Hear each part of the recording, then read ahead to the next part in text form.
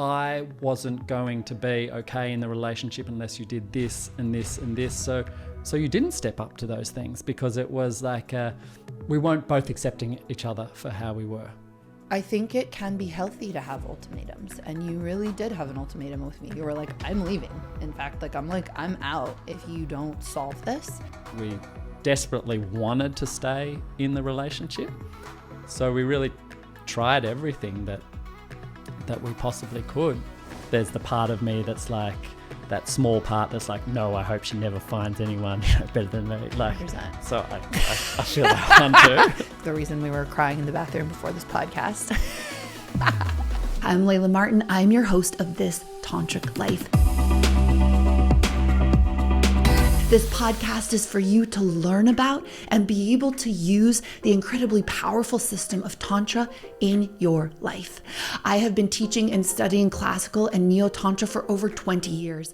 And when you apply that to sex, love, and relationships, as I love to do, you end up having conscious relationships, the deepest, most epic and magical sex, and the kind of intimacy that you get to be grateful for on your deathbed. And I want you to have your own magical journey in your own way that takes you from wherever you are now to the most outrageous and true and beautiful expression of sex, love, and relationships that is available to you.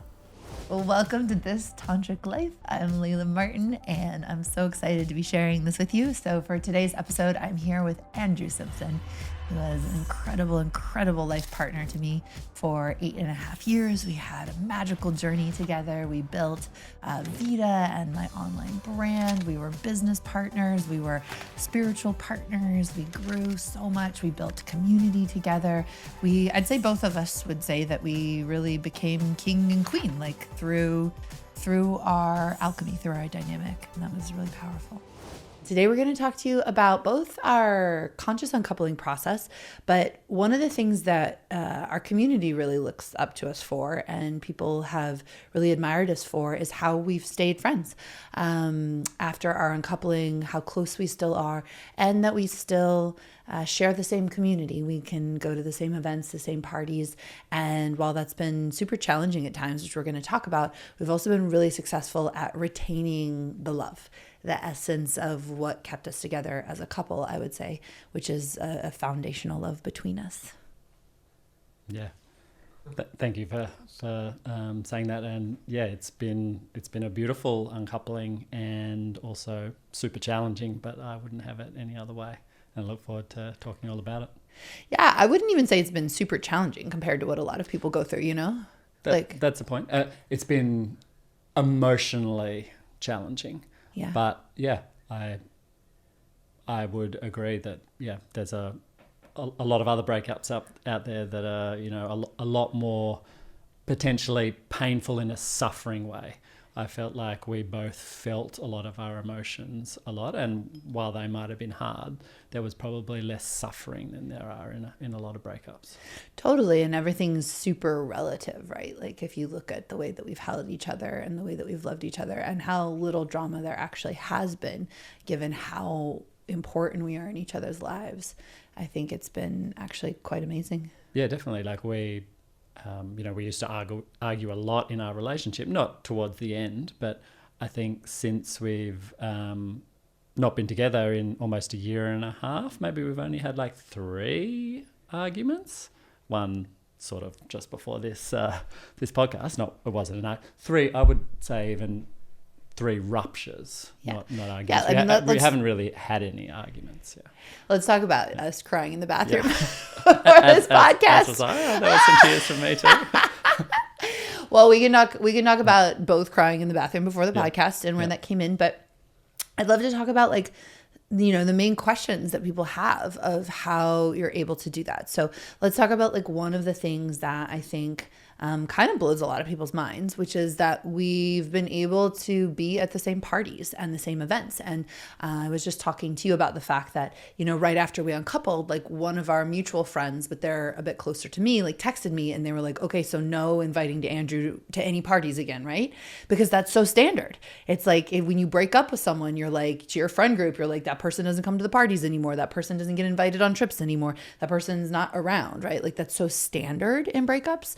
And I said to them, no, of course, like I want him at the parties. I want him to be there. And they were like, thank you for doing this differently. Like we've never come across that before. And we're in a pretty conscious community. So I'd love to just talk about like how we've done that and how it's been hard and how we've made our way through that. I think, and we are pretty radical. I remember, I think 12 days after you moved out, we were at a play party together. that didn't work quite so well, but yeah.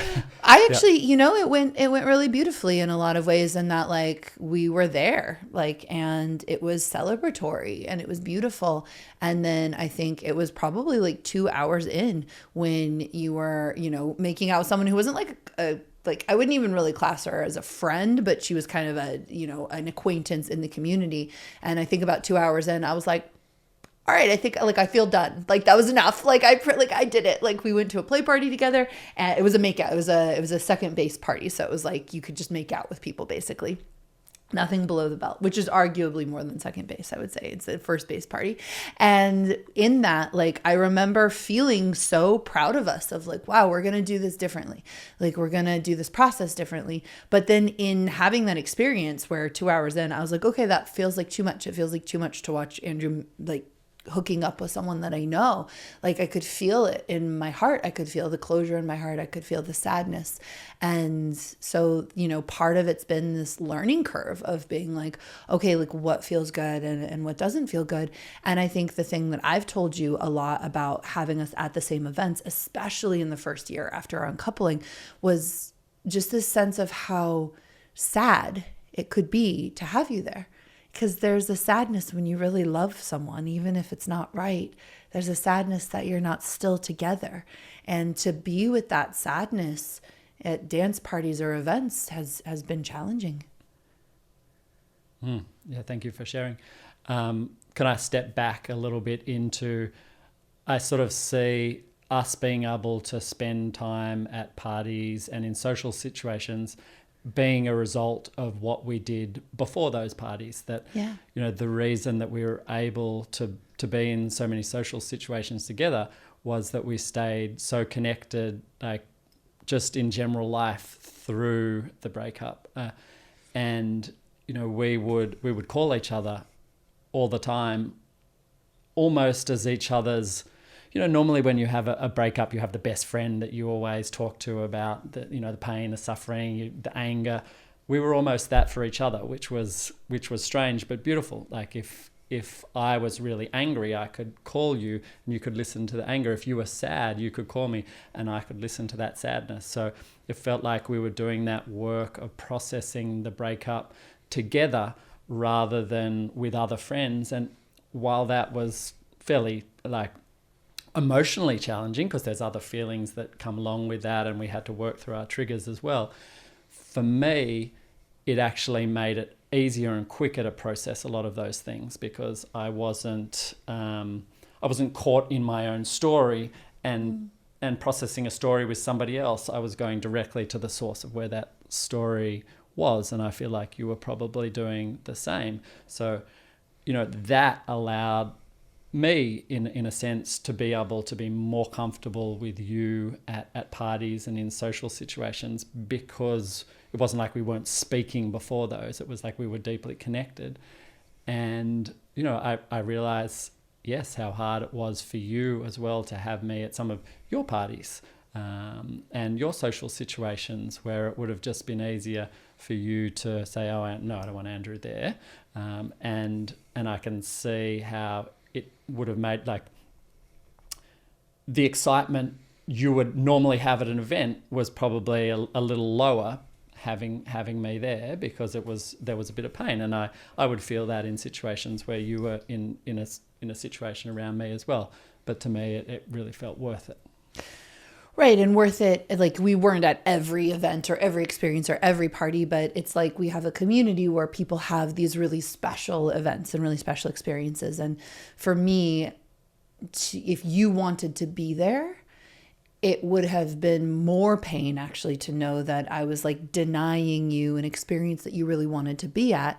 And I think over time it would have been probably more painful for both of us to feel like, you know, I'm pushing this person out of my life, or this person's no longer welcome in our shared community. And I think that's one thing that I've really been contemplating a lot over the past year, maybe even 2 years, is like, in so many situations in life, it's going to hurt no matter what, you know?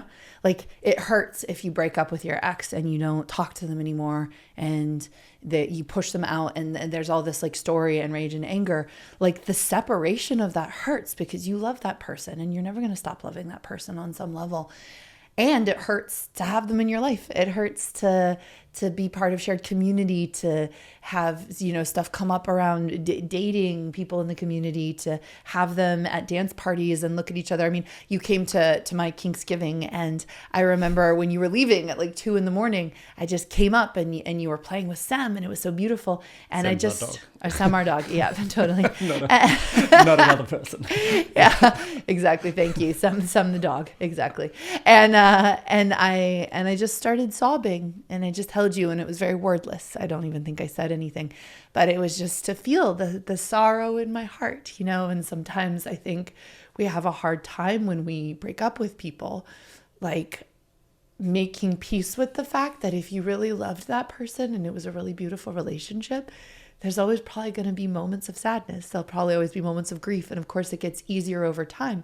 But I think sometimes as a culture, rather than being willing to feel that pain, we'll push the person away, you know, and we'll make up stories in our mind about why that person sucks or why we're better off without them, rather than saying, okay, like, it hurts, but you know, and it was going to hurt no matter what. So like, why not at least have it hurt, and we can do the thing that feels the most true. And every couple is going to be different. Like, some people will be like, I would never want my ex at a party, or my ex is toxic, or whatever kind of thing. You know, it's taken a tremendous amount of maturity, as you're saying, on all levels, of being able to process together, of being able to be honest with each other, and being able to then get to a place where we can be at pretty fabulous events together. Yeah. I like what you said about, you know, it's going to be painful either way. And I like that, you know, I don't know whether it was the right choice. It feels like it was the right choice, but to go through that pain together rather than separately. Yeah. And I know for some people that might not work, but I wanted to try it this way, and I'm so glad that we did. Yeah. So I think part of that has been, you know, being willing to be with the pain, but make space for each other in both our lives and in community. It's honestly easier sometimes to pick up the phone and talk to you and call you than it is to have you at an event, you know, because like that triggers more of a sadness of us not being together. Yeah, definitely. I feel that way. And it, you know, I think for me, it's probably a bit of both. Like when we're just on the phone talking to each other, it is, there's no other external situation. It's not stopping us from having any fun. It's not stopping us from fully living our life. But when we're in a social situation with other people, it is inherently having an effect on our situation. Totally.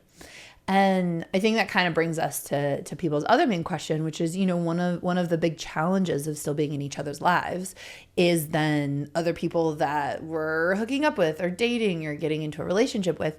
And we've actually had a kind of hilariously sticky karma in a way with those experiences, because I think one of my favorite like post uncoupling fights that we ever had was when, I can't remember like what triggered. I was basically to you, I was like, look, I don't want to know about situations of like who you're hooking up with. And you were like, I'm a little curious, but like I also don't really want to know. That was on the rock on the mountain. I remember this. Yeah. And then you were like, well, what about this woman that I met after the ISTA training and we spent a day together in Europe? And I was like, that's exactly what I just told you I didn't want to know. I was trying to test out what you want. Like, how much do you want to know versus not know? I was like, I just told you. I don't want to know nothing.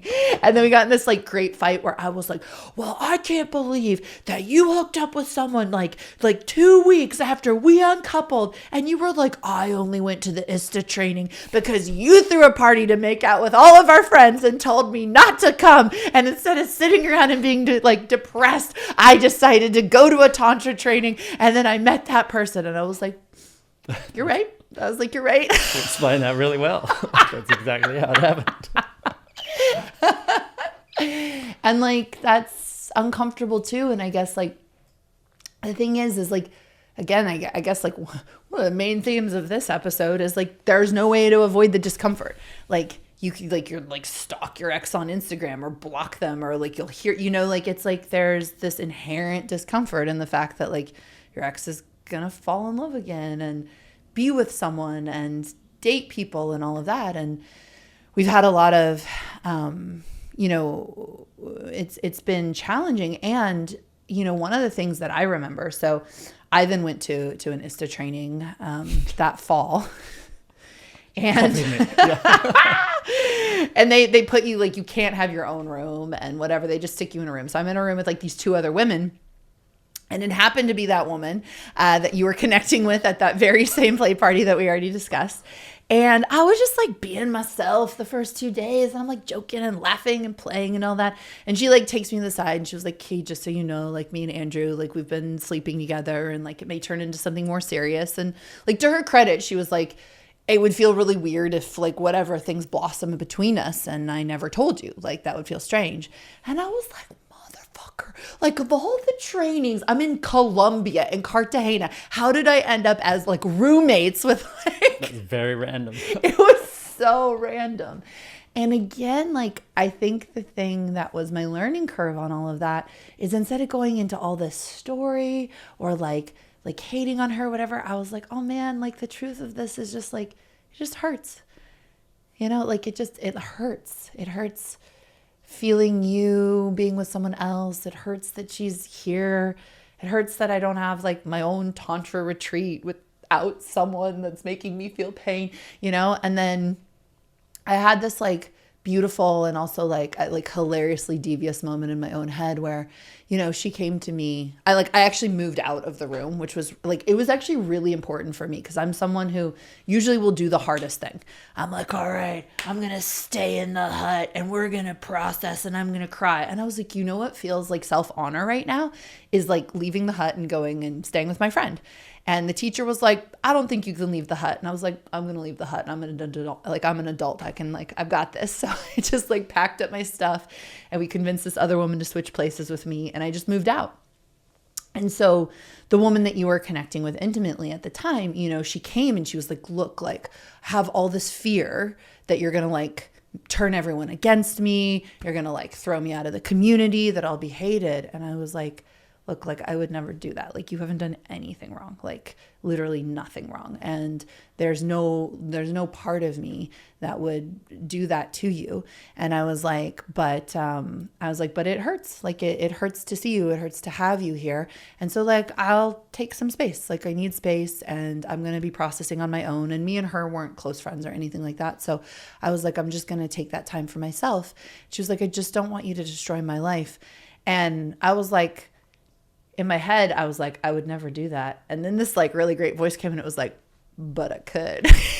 And I got this kick out of it. It was just it was okay, let's honoring the part of us that's in me, I'm going to do the good thing, the right thing, the loving thing, of course. And then of course there's these very primal, very petty parts of us that get stirred up by sexuality, by having to face these situations, by being in pain. And so there's just this humanity in all of that. And I remember at the time, one of the most healing and beautiful things for me in that was FaceTiming you in Cartagena and being like, hey, this thing's happening and she's here and it hurts and it's sad and I miss you and I miss us and I know it's right for us not to be together. And you were so loving and so beautiful. And I actually remember that being so good. And I think sometimes the greatest pain in the uncoupling is actually disconnecting from your heart. And I remember how beautiful that whole process was,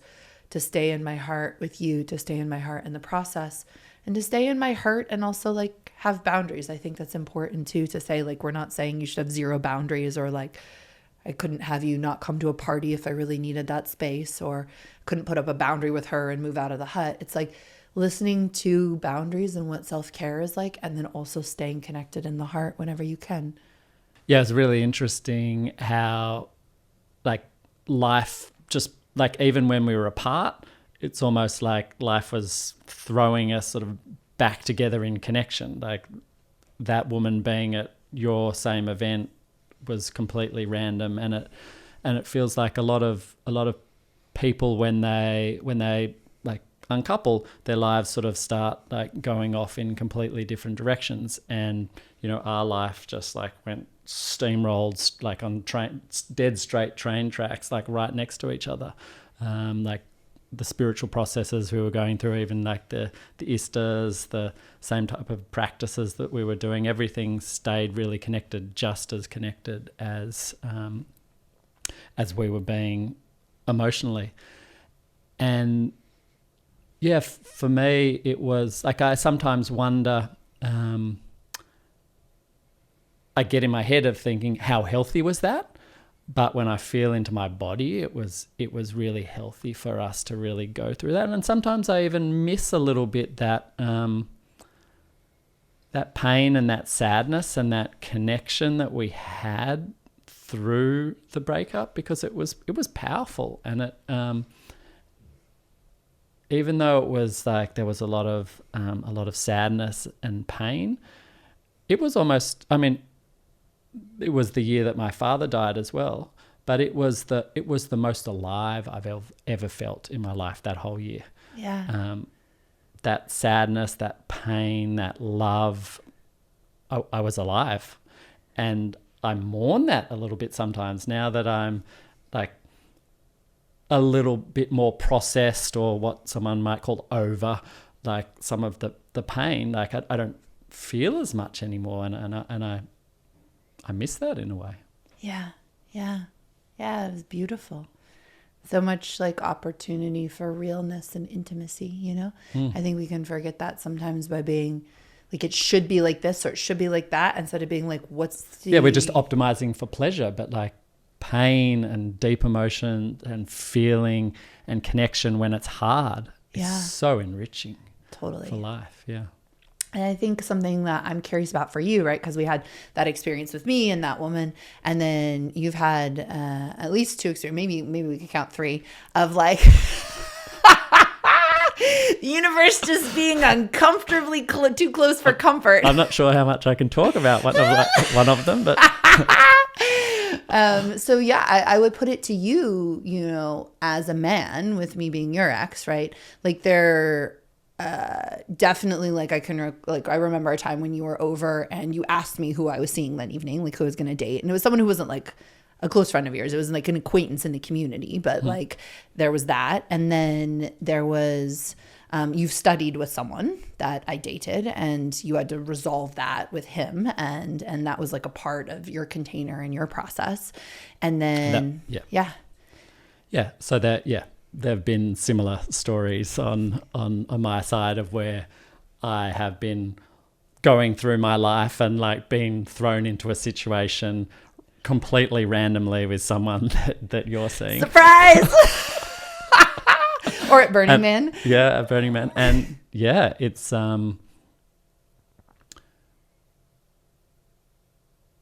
been like a growth edge for me. Like every time that's happened, I've felt the pain, or I felt the constriction, and especially in the one with the person that I was studying with, that I was like, okay, I could either like push this away or leave or collapse, or I could just like step into it. I could feel my discomfort, I could feel my pain, and I could feel my, like all of the mixed feelings of like not being enough, missing you, like relating to a new person that was sleeping with you in multiple ways that could have like imploded. But I took it as a way to sort of to grow. And I'm really proud of the way that I showed up in all of those situations, and how I dealt with it, and how much I came out of those situations feeling more alive, feeling more powerful, and feeling more confident when it could have gone the other way. Honestly, should be so proud of yourself, because I was it's remarkable how you navigated that with so much grace, so much love, so much power, and so much presence. And I think that's it's really instructive for how anyone can show up in an uncoupling, but especially a man. Like, you really held your power through that. And I was always so deeply impressed. And I remember the person that you were studying with just being like, oh, like, what's going to happen? And is he going to freak out? And is this going to be like a big deal and all of that? And like, is it going to be like, like just so much fear. And I literally looked him in the eyes and I said, Andrew Simpson has a heart of gold and like is one of the most beautiful integrated men that I've ever come across. And that's what you will feel when you have this conversation. And to be able to say that about you and mean it to the core of my being is no small thing. Thank you. Yeah. Yeah. And it helps us continue to be in each other's lives, like it feels like you have really cared about making an effort with anyone that I'm dating, that it eventually becomes comfortable or it becomes beautiful, within reason. Yeah. I mean, I want you to be incredibly happy and in love and the highest delight and version of yourself. There's the part of me that's like, that small part that's like, no, I hope she never finds anyone better than me. Like, 100%. So I feel that one too. May you rue the day you ever made this giant mistake.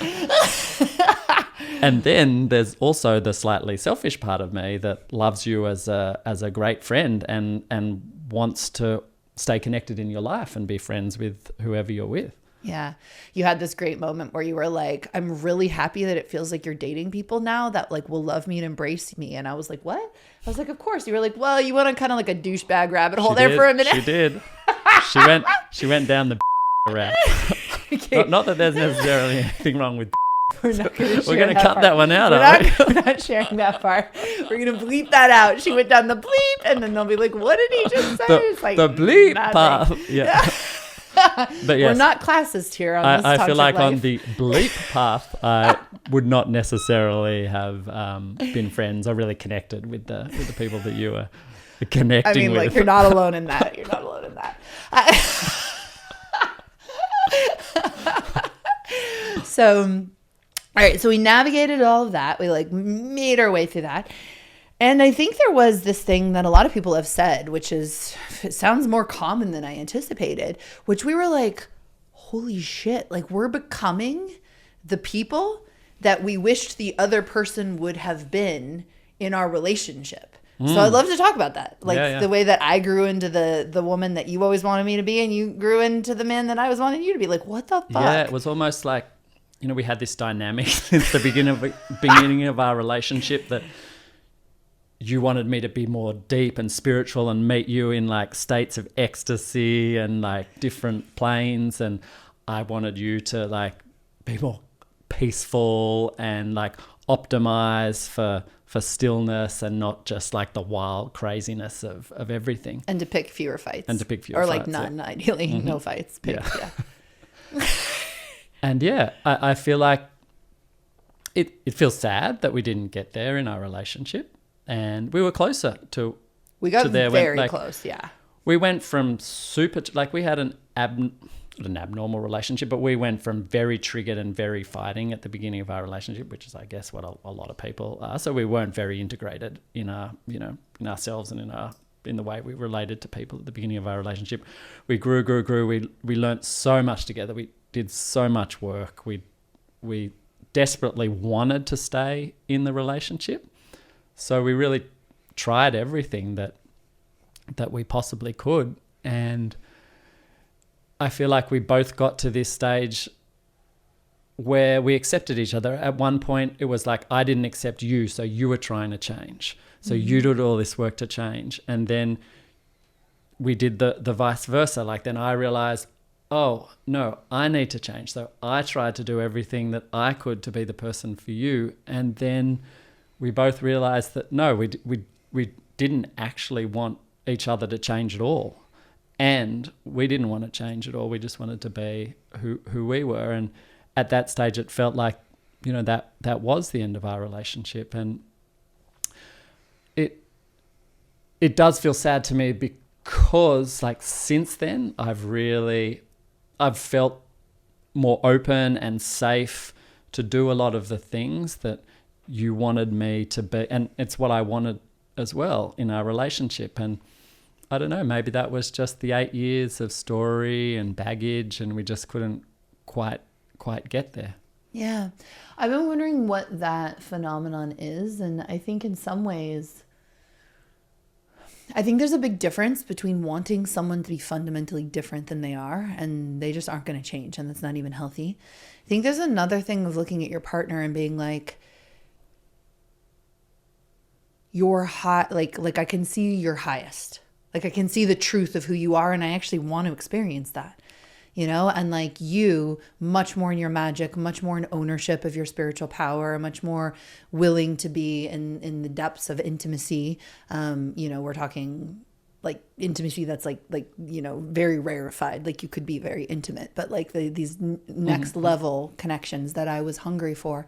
I feel like that was an aspect of your higher self-expression and an aspect of your truth, and you were blocking it in the relationship. It was a big aspect, yeah, and I was blocking it because, whether true or not, I felt this pull or need from you, and that you wouldn't be okay unless I met you there, and that created a constriction in me. And once we uncoupled, that constriction wasn't there anymore. And I think vice versa, you probably felt the same from me. Like I wasn't going to be okay in the relationship unless you did this and this and this. So you didn't step up to those things because it was like we weren't both accepting each other for how we were. Well, I would say for me, it was a little different. I would say that I was willing to change. I think I really did in the course of our relationship. And I've been really grateful to you for holding me to a higher version of myself. And I think that's tricky territory in relationship, right? Because you want to embrace the person for who they are and love them. And a really good partner will hold you to your highest. Mm-hmm. A really good partner will show you where you're in shadow and limitation that's actually genuinely hindering you. And I had enough wherewithal to look at the things you kept saying, which was like, I don't feel emotionally safe. I feel like I'm walking on eggshells. I feel like you're not taking self-responsibility for yourself, and I don't want to fight every day. And I think it can be healthy to have ultimatums. And you really did have an ultimatum with me. You were like, I'm leaving. In fact, I'm out if you don't solve this. And in that respect, I think I've gone even farther since we uncoupled, but I really did do that work in our partnership. I did the therapy, I did the coaching, I busted through some of those fundamental egoic patterns. And we'll talk, we've talked more about that in our other episode, but I had the wherewithal to look and say, I can see that what he's asking of me is what I would want for myself. Mm. I can see that what he's asking of me is actually the higher version of myself. And I want to do that work either way. And that work gets done in relationship. So let me do it. And one of the things I'm most grateful to in you is that you showed up with me long enough and hard enough and deep enough that I got to do that work. And I did fundamentally transform those patterns from I don't ever want to argue anymore. I actually avoid arguments now. I'm like, what? Not in a negative avoidance, but yeah. Yeah. I don't, I think this is really important to say. I don't avoid difficult conversations. Mm-hmm. I will absolutely have the difficult conversations, but I don't need to fight you about it. Yeah. And that's a huge difference. And I care a lot more about emotional safety. I know you can feel that in our interactions. We're not perfect with each other. You're harder because we have that whole history of triggering each other. But how amazing we are, even with that 8 years of history, I can also now see how you are with new, fresh people as well. Yeah.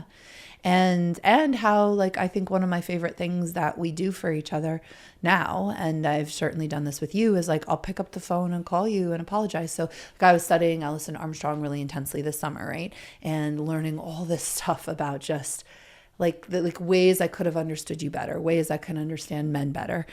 Even things that I'd get really upset about, like you'd come home from a long trip and you'd be sort of disconnected from me. Jump You just into want your arms. to go take a shower. And I was like, where's his presence? You know? And then I learned from Alison Armstrong, like men need transition time. Like even if they're just getting home from work, let alone if they're like on a 20-hour journey from Australia, like give the man some space, Layla. Instead, I was like, why don't you love me? Where's your presence? Right. And in that, I like got to call you and just be like, yo, I'm so sorry. Like, I wish I'd known that. Like, I wish I'd known how to bring the best out of you. I wish I'd known how to love you better. I wish I'd known these things about listening to you more, not cutting you off, letting you speak all the way. Like there's so much that I learned in the aftermath where I was like, wow, I could have been such a better partner to you.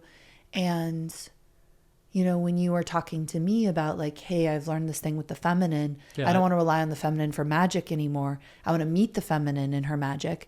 And I just started sobbing, like it was just such a bodily response of sobbing because that's what I had wanted so much in our relationship to experience with you, and didn't get it all the way in the way that I think we were capable of ultimately. And in that, it's like we can both take self-responsibility. Like I can take self-responsibility for not making it safe enough for you to want to meet me in the magic in that way. And I can also give you full self-responsibility as a sovereign being that you also didn't choose that, you know, like, and we both think that's really important as we kind of grow and evolve is like, what does it look like to both be so responsible for our choices, both in the relationship and out of it as well. Yeah, I remember one of the biggest things that I realized outside of the relationship that I judged you for so much in the relationship was that desire for you to be met, and that you felt like so lonely in the depths. What did you feel lonely in? If you can give it the word for it, the depths of your magic. You felt lonely in you wanted to be met on these deep spiritual, emotional, sexual levels that you weren't feeling met on. And, you know, I realized after talking to people after our relationship that's most women express this deep loneliness and sadness of not being met on particular like levels by men. And I would always take it as a personal thing for me. I would always be thinking, I'm not enough. Yeah. I'm not enough. And rather than just realizing it wasn't about me, it was just your deep need and desire to be met by the universe, by everything, I made it about myself. Yeah. And yeah, I wish I hadn't. I wish I could have just like every time you felt that, just like stepped a little bit more into depths and intimacy and meeting you, and not feeling like I had to go from 0 to 100, like that if Layla doesn't feel met, I need to meet her right where she is. Like just keep stepping and stepping and stepping, and that's what I've done a lot more out of our relationship. Like I'm meeting my own magic, I'm meeting my own depths, and I'm meeting everybody more and more. But yeah, I wish I'd done that more in our relationship. Yeah. I think it's also a very common stage in masculine development. You can tell me if you agree with this, but like, I feel like when I met you, like one of the reasons why I was like, fuck yeah, man, I'm in on this is because like one of the first times we made love, I like literally went like full collie, like tongue out, like full expression of just like intensity of my sexuality and my energy. And you weren't fazed. Like, in fact, you were very curious and intrigued. And I was like, I mean, this is why it's quite strange. I loved meeting you in everything. Like, yeah, it was what I loved about you. I loved your depth and where I could go and where I could hold you. And then still that paradox of like, it wasn't enough. Yeah. Like I didn't feel like I was, that it was okay where I was at. And I think that's where we both did work, right? Like I've learned to find the masculine enough. I didn't know how to do that before.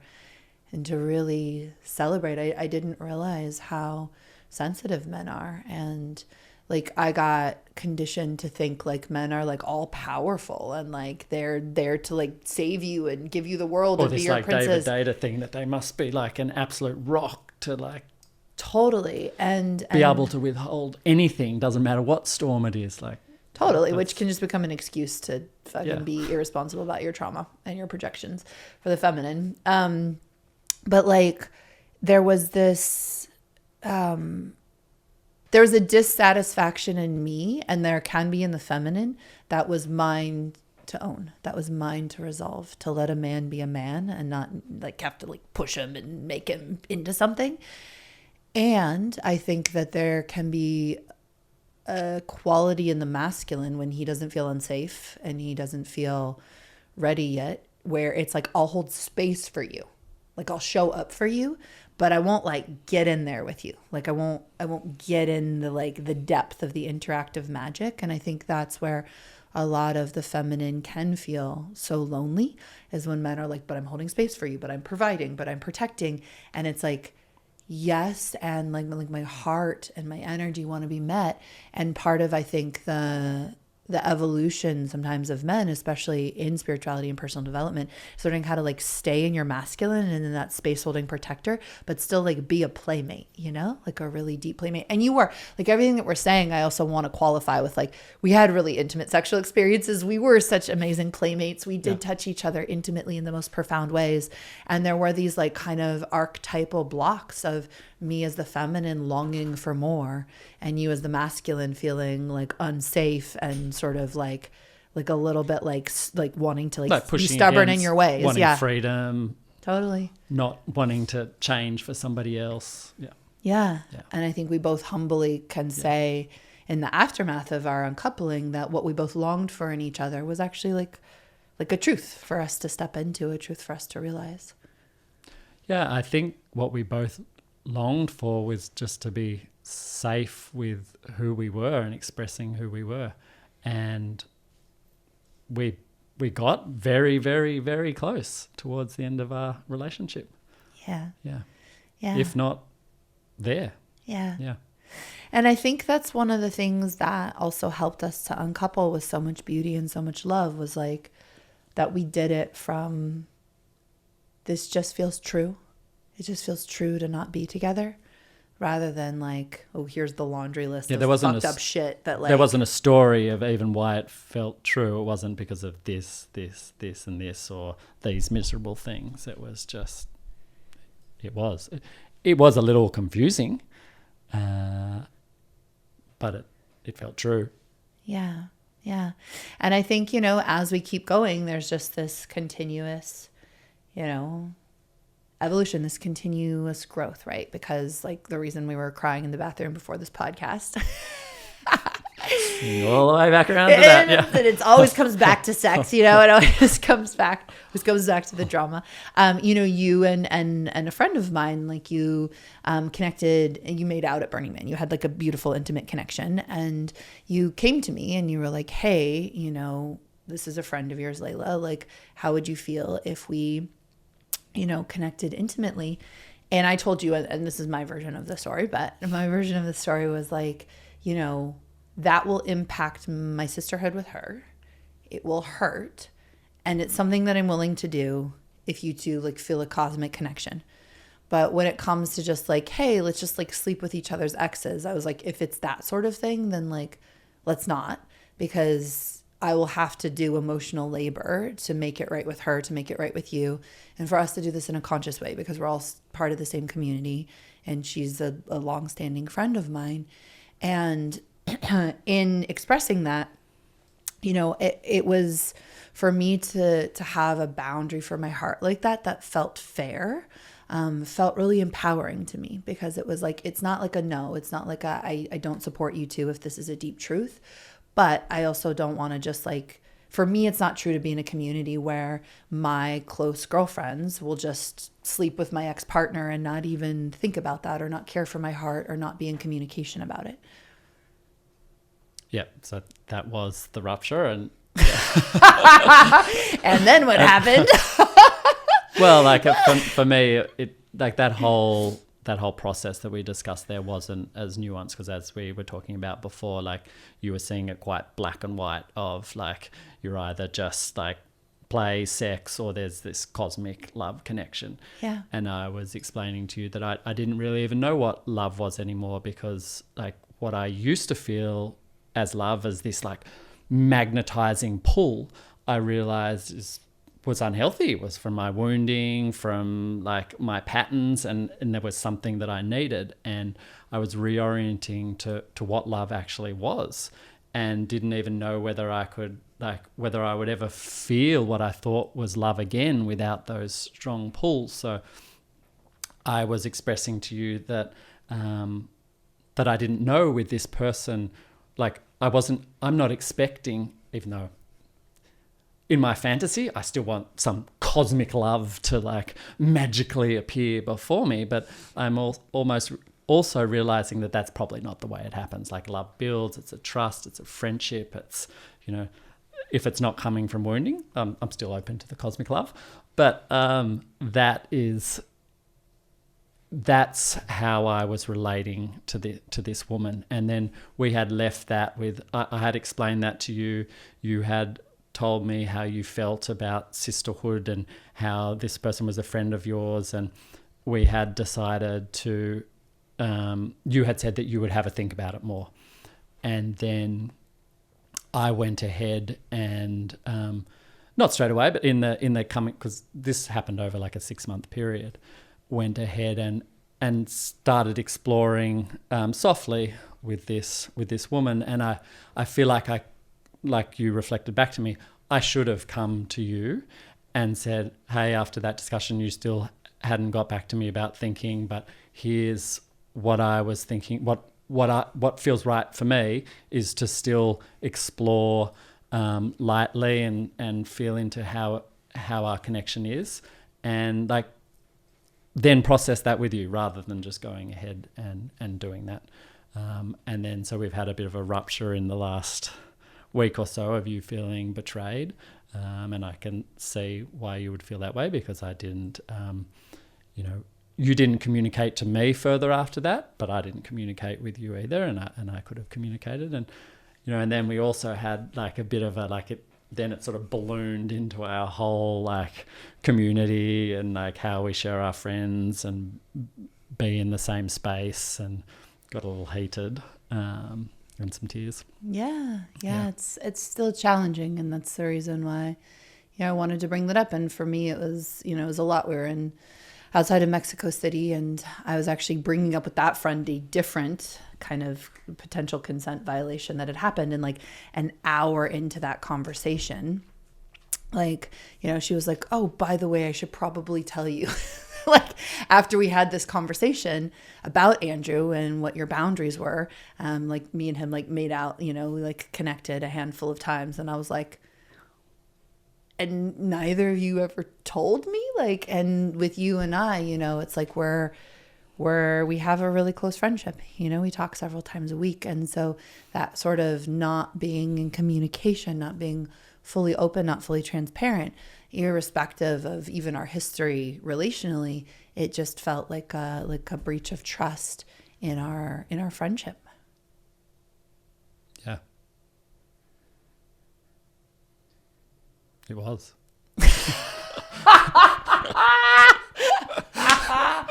Totally. Yeah. And I think that's like, the point of sharing that or bringing that up is like, it's ongoing, it's ongoing. And this is a relationship, whatever you want to call it. Right. Like I think one of my favorite moments in our whole relationship was like towards the very end where, we were at a party and we like touched our heads together, like our third eyes together. And you said like, thank you so much. Like look what we've done in 8.5 years. And I said, we've given each other more in 8.5 years than some people give in lifetimes. And I'll always be grateful, And so we have this soul bond that, whether it was partnership or friendship now, there's a soul bond here that's so beautiful, and we continue to navigate it. And even though it's hard, it feels worth it because I love you. Yeah. It feels like sometimes sad because I I love you more now out of our relationship. Like I loved you in our relationship too, but I realized the depth of my love for you even more out of our relationship, and how special you are and how special our relationship was, and just the amount that we supported each other and grew over those 8 years. I mean, we're unrecognizable people from that first year of our relationship. I mean, it was 8 years, but it was 8 deep years of transformation and growth and love and sex and play. We changed the world together. Yeah. and we're continuing on that track too. Like we're just doing it not in a relationship, not in a romantic relationship. Totally. Yeah. Yeah. I love you so much. I love you too. Oh, hey there. I am stirring up a cup of my favorite elixir. So this is Sex Magic, and this is an incredible product from the sexy supplement company Mood. It's my company. We formulated this with an all-female team of scientists to be able to activate your Eros. So it can help you feel tingly. It can bring more energy into your life, more creativity. And if you take it under the right circumstances, you can have better sex. So I love taking this before Sex Magic with my partner. I love taking it, honestly, when we get home from date night and I'm like, whoa, I ate too much chicken. How am I ever going to get in the mood? I also like taking it after a long day of work when I'm also like, I don't even want to go to the dinner and eat the chicken. So got to drink this before we even eat the chicken and then maybe afterwards to get in the mood. You know what I'm saying? And what it does is it just opens up my body. It opens up my heart. I feel tingly. I feel alive. Sometimes it helps me have a better orgasm. And it is sugar-free. It's sweetened with monk fruit. That beautiful purple color comes from beetroot and blueberries. And it is just this incredible mix of ingredients like shilajit and huperzine A and mucuna pruriens. So special. If you were feeling called to check it out, you can head over to shopmood.com. That's shopmood, MOOD.com. And there's a special discount code for being part of This Tantric Life. It is This Tantric Life 15. So you're just going to enter that at checkout and you're going to get 15% off of your first order. What is the divine masculine to you, and how have you developed a relationship with that inside of yourself?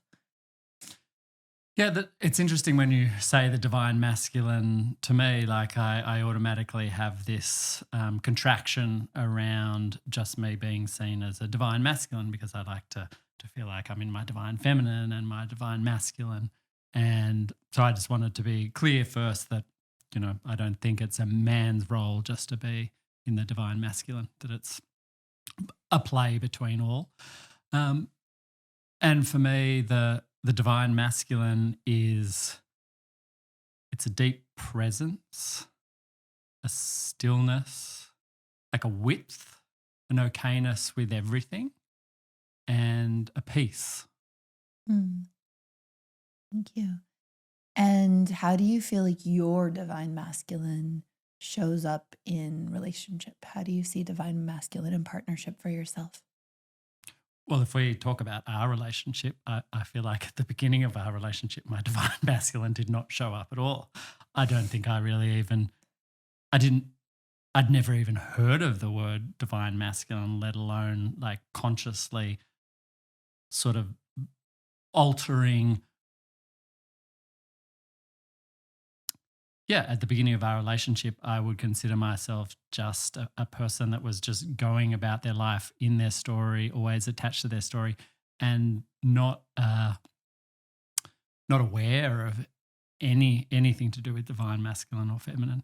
And then through our relationship, I think through all of the triggers that we had at the beginning of the relationship and the dynamic of competitiveness and challenge and not being seen, that was what forced me to start looking at how I related to you and how I held myself and my presence and didn't collapse, and was when I started to be interested in what that meant. And the reason I was interested, it was a selfish reason. It was like I need to be able to handle this, to be able to stay in myself and not lose myself in these situations with a powerful woman such as you.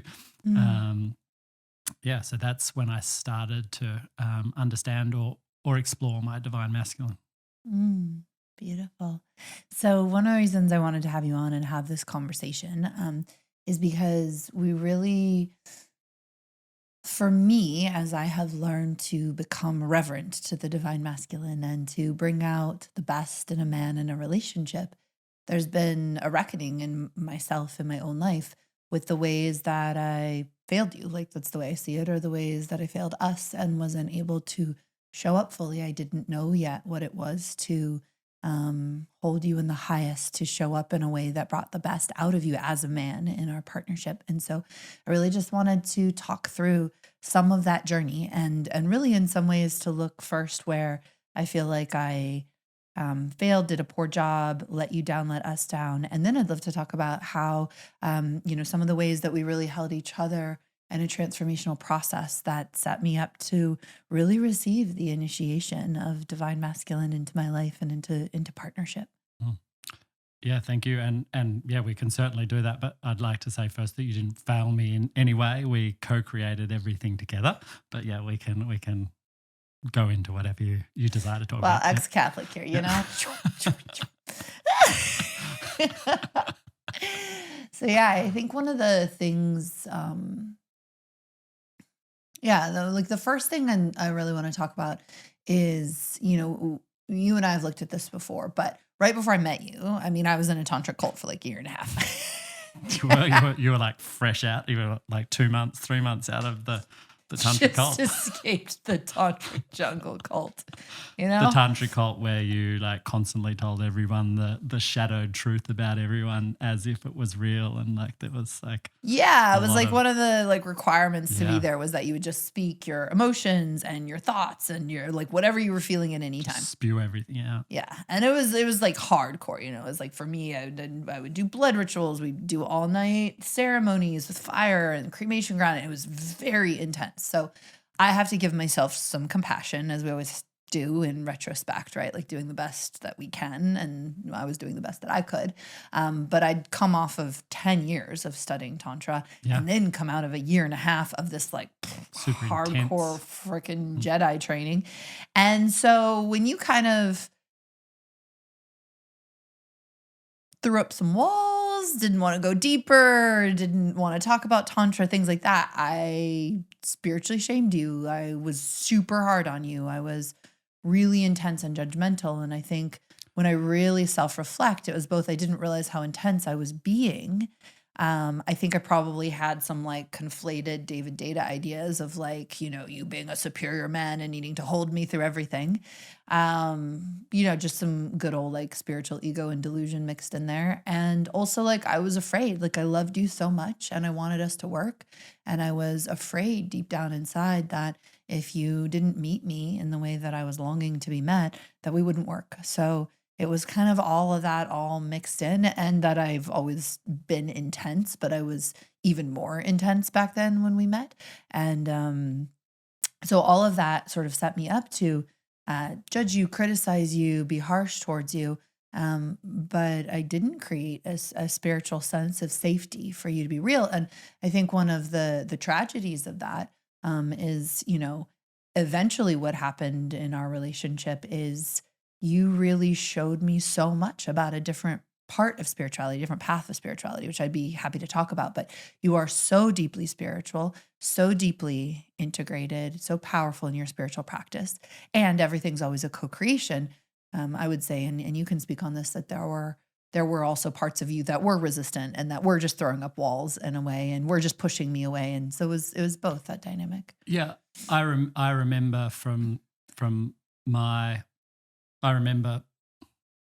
what I remember about that time is that we both had different spiritual paths when we came in, and we weren't accepting of each other's spiritual path.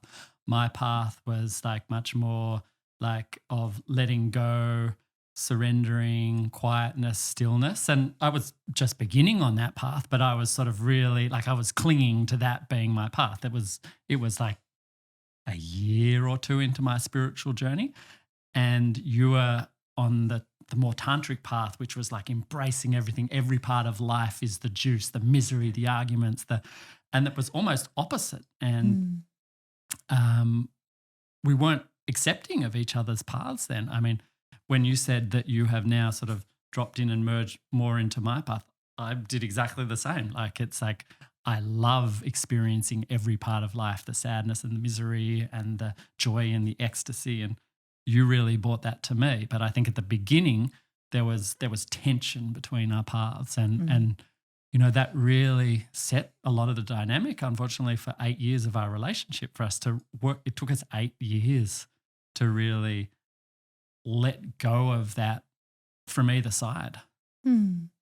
Yeah, and I think part of what really fed into that in me that I think is really important to tease out is like, I was raised in the school of, tell a man what to do. Men don't really know what to do. So you guide them, you turn them into who you want them to be. And that's like the path to relationship fulfillment. And I really learned a big humbling lesson about letting a man be a man. And I remember like just your dedication to ice baths and how you would drag like pounds of ice like up flights of stairs and like dump them into our, bathtub before there were like, well, we didn't have a backyard, but before there were like cool ice baths or whatever that you could get for whatever, like 10K. And just watching you go in there. And I remember having a moment, and this would have been like 4 or 5 years into our relationship and just being like, oh, like this is how he's finding God. But you didn't let yourself see that before. Like you didn't let yourself see his path as a man, like his masculine approach, right? I'm not saying an ice bath has to be masculine because I love ice baths too, but it was your own path. And that like part of respecting anyone, but part of respecting a man is like being like, okay, like that's his chosen way, like to respect your choice, to respect your path, to respect the way you want to do it. And I didn't know how to do that when we met. And vice versa. I mean, I judged you for being too much, too emotional, too what word did I used to use for it? Not neurotic, like I can't remember the particular word. Dramatic. Yeah. And which I am, darling. Yeah. But in the good way. Yeah. Yeah. And I was constantly trying to change you just as much as you weren't accepting of my path. And that I could feel sad about it now. I do feel sad about it, but I'm so grateful for that dynamic because it did push us to grow and learn and be more accepting of each other. And I don't know where I'd be right now without that. Totally. I think another big piece, especially in the beginning of our relationship, was I was, my conditioning again in relationship is to fight. And one of the things I learned about myself was I didn't feel like I could get my needs met by asking ahead of time. So I would wait until I was so angry and so triggered, and I would fight because they felt like at the end of a fight, I would be listened to and I would finally get my needs met, right? And so that was really hard and hard on your nervous system. I didn't know how to take care of your nervous system or listen to what your nervous system needed. And I didn't know how to create emotional safety, right? I also come from the school of attacking. And I think I was pretty good at not name calling for the most part, but going after you. And it's amazing how many women now I see that are like, oh, my partner like doesn't want to have sex with me, fuck him. And then they're like emotionally attacking him. And you're like, who wants to fuck someone who's emotionally attacking you all the time? Like it's like men shut down. I really learned how sensitive you can be and how sensitive your nervous systems are, even though you're warriors. Like it's both. Yeah, it's a nuanced situation because there's a certain amount that we can hold as a man. Can't hold everything. I mean, maybe some men can, but there's also a self-responsibility that I wasn't taking in a lot of that for myself as well. But yeah, thank you for saying that. And I think one of the most challenging things in our dynamic wasn't just the arguing; it was also the not letting me take space away from the argument. Like if I needed some space, or you'd worked up my system so much that I needed to like the sigh that our dog just did, that I needed to just like go and calm my system. because of your childhood stuff that felt like abandonment to you, and that was really hard because I could never get the space to sort of come back into myself. Yeah, totally. And it's funny because, I've done, that was a big stomach girl. I've done so much work now that I don't even recognize that side of myself, right? But in our partnership, like I think a really common question now would be like, well, how did you change all that? I think there were a couple of things that really shifted for me while we were still together. The first was, I just remember one time when we were in the heat of an argument in your office, and you just said, Layla, like, you're hurting me. And you started crying, like, but really true, deep tears. And I don't think I'd ever like clocked like deep down inside, like how much I was hurting you. Like, I know that you said it, but I didn't get it. And I remember just looking at you and being like, if I'm living my life such that I'm hurting the person I love this much, like, I'm doing something wrong. Like, I have to figure this out. And also, in one of the rocky periods that we talked about really publicly, where, you had a message to break up with me when you were doing the Hoffman process. And when you did break up with me, there was just this like deep honesty with myself of how out of my heart I was being with you, like how I had never actually been in my heart up until that point. And I have compassion for myself. My heart was wildly defended. It's still defended to a certain degree, but it's way more open than it used to be. And I didn't even know, like, I couldn't even feel how disconnected my heart was, how alienated I was from myself and therefore from you. And, in kind of realizing all of that, I made this commitment. Like, I want to open my heart. I want my heart to be open. I want to connect to you. I want to create safety. And so I started doing a ton more work and not just going to retreats, not just doing plant medicine, not just doing tantra practices, but literally like coaching and therapy. Like, that's the two things I did: one-on-one coaching with Annie Lala and therapy with like a variety of different therapists. And I started going every week. And that really did make a difference. And we also had started doing couples. We started doing it together. Yep. And I remember just having this moment of seeing my own ego. And I think like when you see your own ego, like for real, like, I don't know if this is always true, but it's been true for me. It's been true of other people that I've worked with. It's like a skin crawling feeling because you actually like, it's like wanting to crawl out of my own skin because I just see what I've been doing to myself and someone else, and I've believed it. It's like this, it's like a software program that I've just been running and like a virus in the background, and I haven't even realized it. I just thought it was true. And then you're like, whoa. And I saw it was like, it was during that breakup period, and we were lying in bed, and I remember feeling like I saw it crystal clear. Like, I was terrified of being abandoned. So like anything that you would do that made me feel like we couldn't be together, I would get triggered. I would want to control you. I would try and make you act different so we wouldn't have to break up and I wouldn't get abandoned. And on the other hand, I was so afraid of being loved more than my nervous system was comfortable with that if things got too good, I would sabotage. I would like rip the bottom out of our relationship. And once I saw that, something fundamentally changed in me. I never went back to the same addiction to fighting, the same desire to sabotage, the same like toxicity that I could get into before. It still took me a few more years to like really eviscerate it out of my system, but that seeing that moment was so powerful. And the only thing I know, people are going to have the question of like, no, but really, like, how'd you even have that realization? Was I made it a priority. I remember going to my therapist. I remember going to our coach and basically being like, these patterns are mine.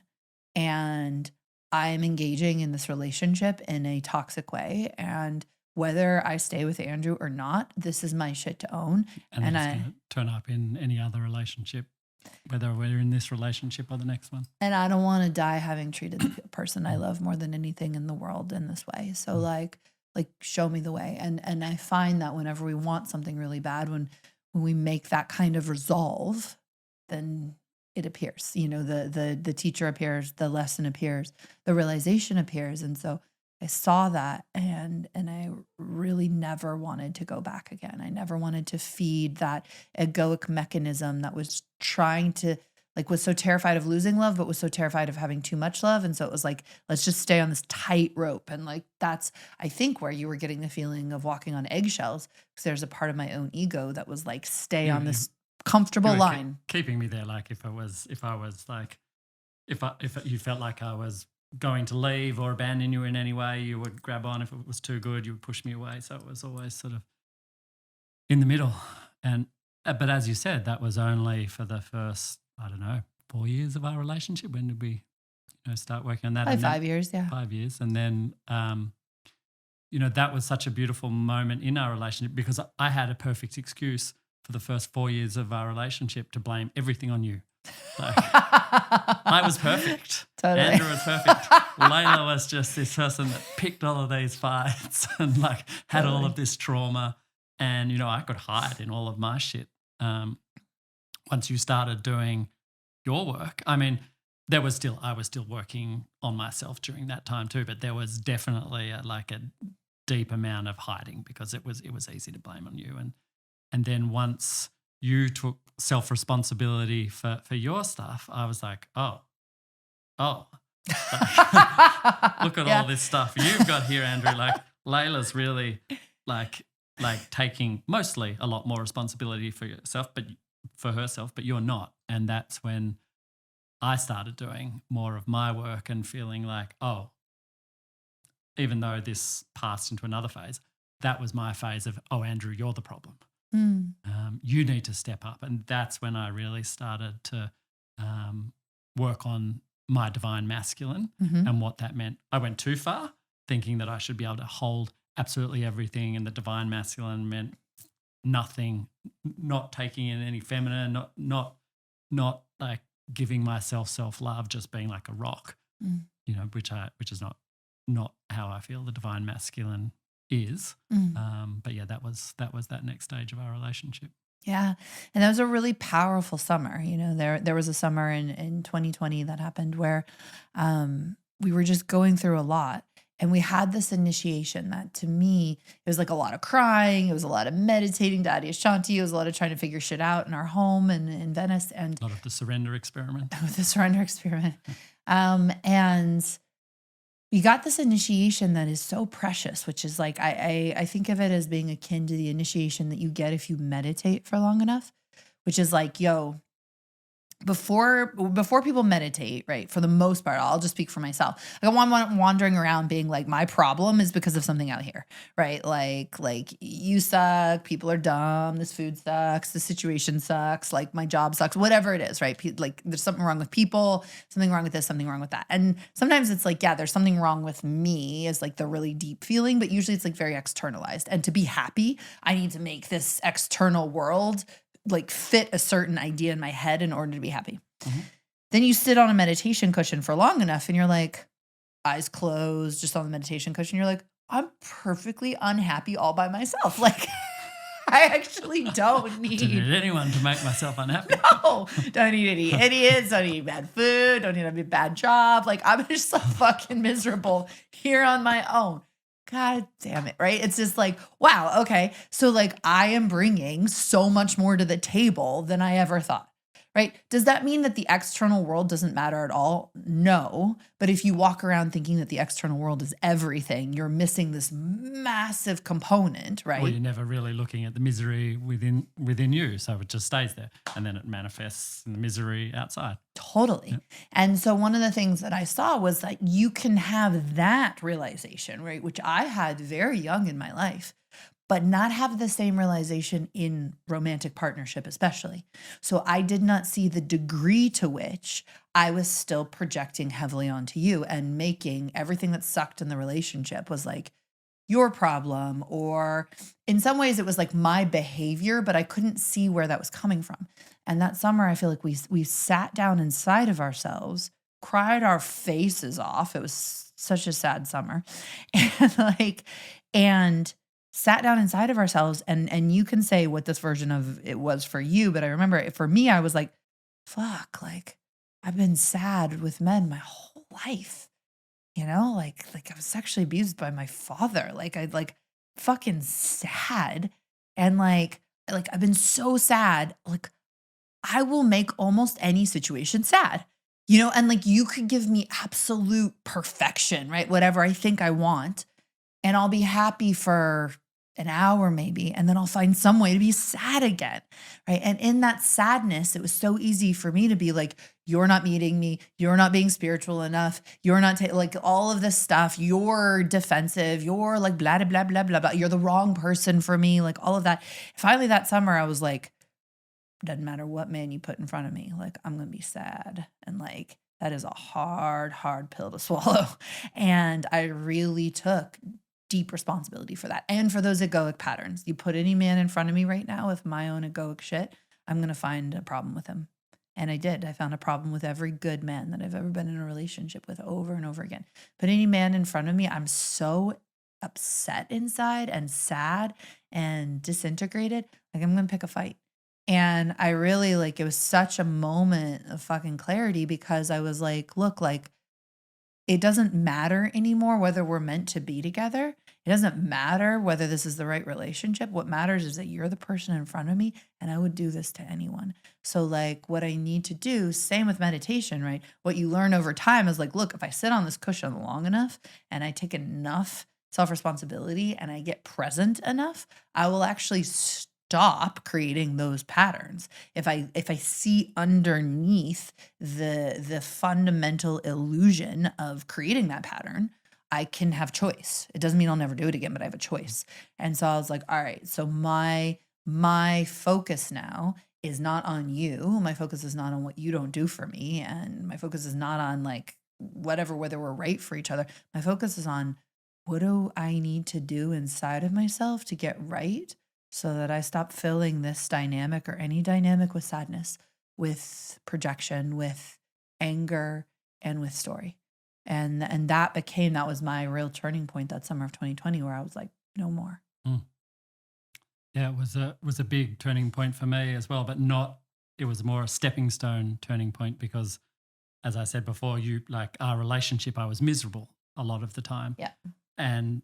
But when you took self-responsibility for that, I realized, as you were just saying, that the misery was in me. Like I'm miserable. Totally. I sit in meditation and I'm miserable. I'm alone. I'm miserable. Like there's a lot of miserable, like I have a lot of joy in my life as well, but like Totally. there's a deep like misery and sadness in me. And rather than making it your fault, I couldn't anymore. Yeah. But I did just make it my own fault instead. Totally. So instead of like just loving that part of me, I started making myself the enemy. Totally. So Andrew, you're miserable. Like you've got to change this. You've got to do like I'd be like beating myself up for what I used to beat you up for. So it was a beautiful shift and realization during that time. But it was another few years before I actually started to have love for that part of me. Mm. Yeah. I mean, it's like, I have so much compassion for that part of me that was like, yeah, there's something wrong with you. That's why I'm so sad. If you were a better man, more masculine, did more spiritual practice, showed up more, fucked me more, whatever the story was, like I would not be this sad. Right. And it's just like so instructive to be like, shit, man, I would be this sad. Like, no matter what, if I don't take responsibility for my sadness. Now, caveat here, does that mean that like you should never leave a relationship? No, it doesn't mean if you're in a toxic, unhealthy relationship, of course it's going to be bad for you. And you can be genuinely unhappy if you're in the wrong relationship for long enough.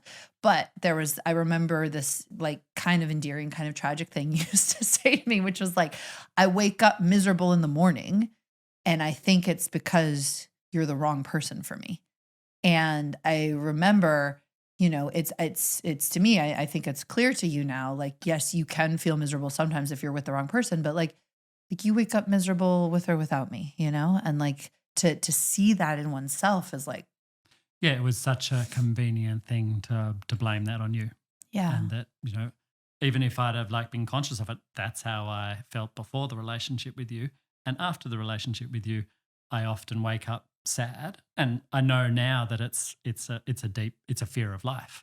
Yeah. I'm afraid of the day. I'm afraid of the unknown, and that's where it comes from. And once I like feel into that and breathe into it, that, you know, that fear, that sadness, that misery goes away. But that was my pattern in the morning. And yeah, I just projected it straight onto you that, oh, I'm in the wrong relationship. Layla makes me miserable. Totally. And I think that's a really humbling thing for a lot of us on the spiritual path to look at, to really be honest with ourselves about, is like our egos will take any excuse to not be self-responsible. And you can start to learn to be more self-responsible in all these other domains, and your partner can be the most convenient excuse in the world to completely ignore the source of your own reactions and behaviors and experiences. And I think a partner is the most convenient person in the world for that. Totally. It's honestly, it's why it's really hard for people to love, you know, and to stay in love and to build really long-term healthy partnerships, I believe. It's much harder to feel your shit and admit it and to love it rather than just project it onto your partner. Totally. There was so much pain too. That's the thing I remember from that summer, was how much pain there was in both of us, and how I'd say we were slightly toxic. Like, I don't want to give people the wrong idea, you know, like I feel like we truly loved each other and we tried to hold each other in our highest. And even though we fought a lot, we did try and work through our fights. We had an amazing relationship. We had an intense relationship. Yes. There was intense love, intense magic, intense peace, intense friendship, intense fighting, intense misery, intense, you know. We also trigger each other in a very unique way. It was a very broad relationship. Totally. So when I say like there was a slight toxicity, I don't want to give people the wrong idea. You know, like there was no physical abuse. There wasn't like we did occasionally call each other names in the heat of our worst fights, but we tried to stay away from that. Like we had a growth relationship. We had a growth an extreme growth relationship. Now I don't even remember where I was going with that, but there was a deep, like all of that can be so distracting as well. Okay, yes, that felt more comfortable. That was a better option than feeling the pain I was still carrying inside of me. And what was wild too was how much pain you had, and we don't acknowledge that in men enough. You know, and I didn't realize the extent of the pain you were carrying. I didn't realize either. It's interesting. I had no apparent trauma growing up. Yeah. You know, I had a great child. I had parents that loved me. But you know, I just got my own shit from school, culture, mother, father, that wasn't like super, super toxic, but just gave me my own patterns and my own, like, my mother and I used to argue a lot. We used to scream and shout at each other. I was never taught to, I was taught to express my feelings when it wasn't to do with my family or the relationship, but I wasn't taught healthy ways to communicate. Yeah, totally. Totally. And I feel like what I think was really humbling for you, and I think this is important, like as we explore masculinity, right? Like when we first met, I remember saying to you, everyone's got a giant ball of unfelt pain inside of them. And you had the most hilarious response. I don't remember. This is going to be great for you to tell me my response. You said, Layla, I think that might just be you. I don't remember that, but it's probably something I would have said.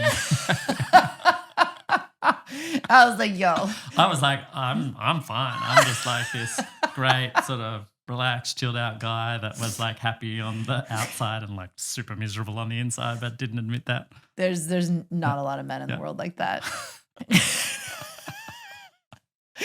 And like, you know, that's the thing though. I'm still a little bit miserable on the inside too. Oh, totally. And you're making these great Instagram videos about it.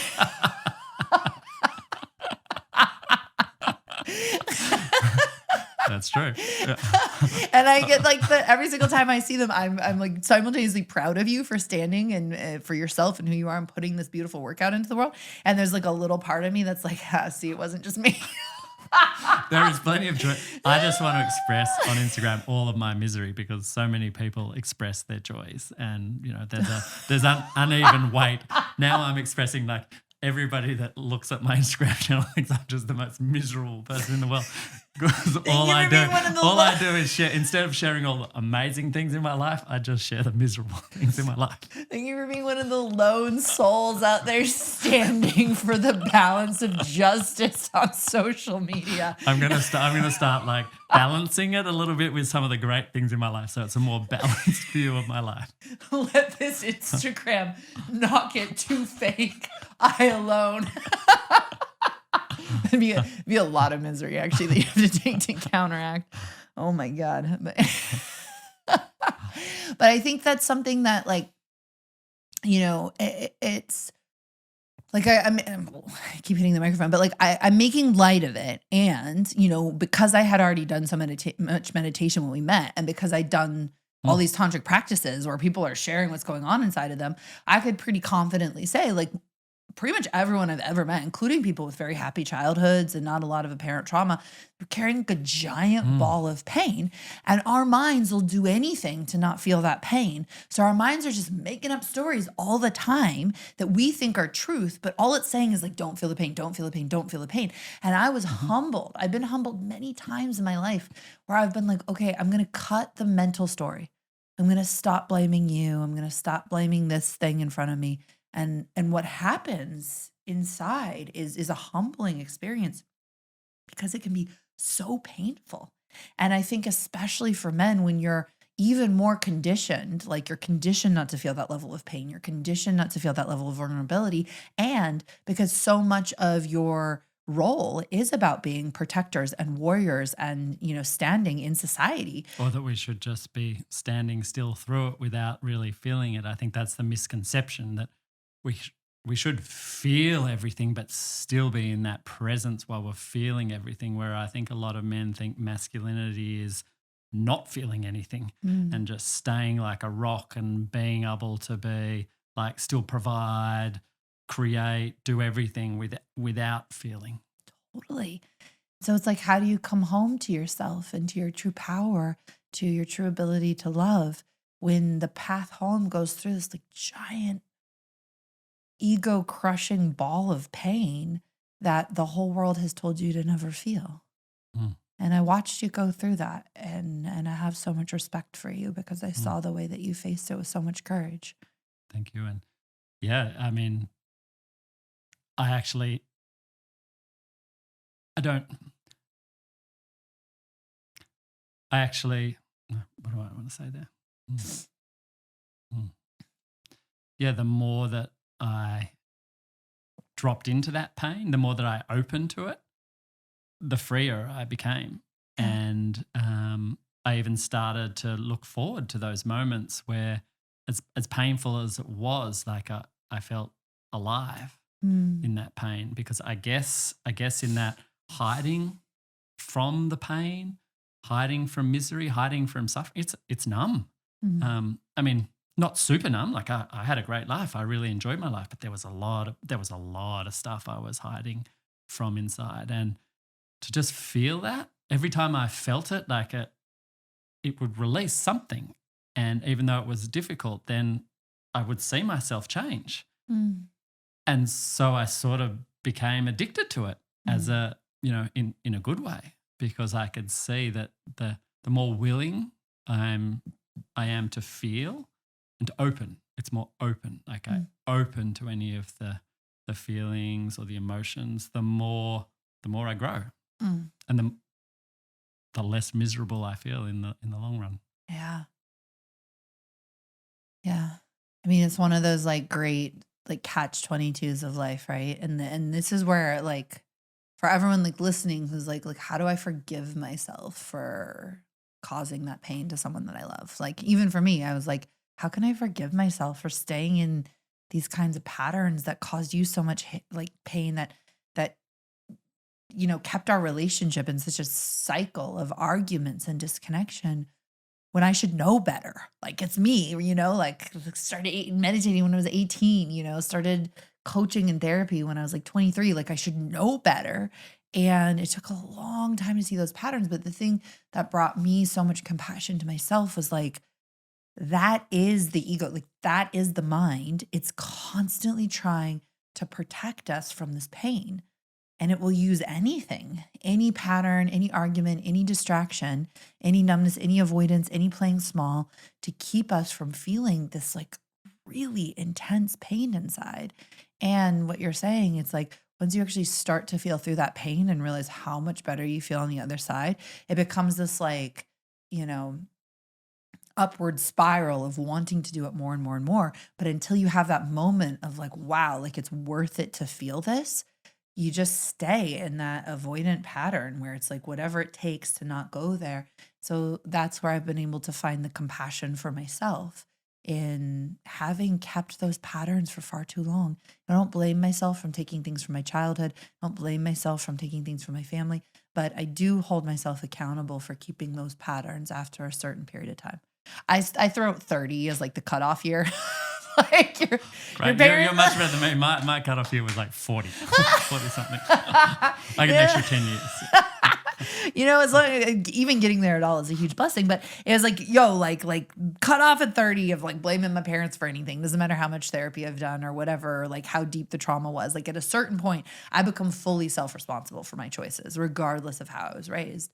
And, you know, and it's no joke to feel that pain and to make that transition. But the other thing is, remember how I said earlier that I could never tell that you were in that much pain? It's like as soon as I sat with my own pain, that's when I could look at you and be like, oh, like he's in pain too. And I think man to woman, we do that to each other. Like when men are so disconnected from their own pain, they don't even know they're in it. They're so in their story. It's like they hurt women and they don't even realize it, right? And women do the same thing. It's like it's your problem. It's your fault. You should be this. You should be that. I don't even realize how much pain I'm in. And I don't even see how much pain I'm causing you. Yeah. Yeah. Our relationship at the beginning, it was convenient for me. Like I said before, convenient because I didn't have to look at my own pain. Yeah. Until I did. I want to share with you all about play. So these are our sexy supplements from our brand new company, Mood. And these are custom formulations designed to get you results in your nervous system from daily use. So you take play every single day. And what it is designed to do, we worked with a team of all female scientists, is to get you out of your head and into the pleasure of your body. So if you know the feeling of like working all day long, I know this feeling, getting off and being like, Layla, do yoga. Layla, make out with your partner. Layla, like do something, go be in nature. And as I'm just like scrolling on Instagram, one of the things that was so helpful that I learned was that it can take up to 2 hours to shift from sympathetic state, go, into a deep parasympathetic relaxation where you would actually like want to make out with someone. So this formulation is designed to help you make that switch. It does it by giving your body a natural high and a feeling of deep pleasure.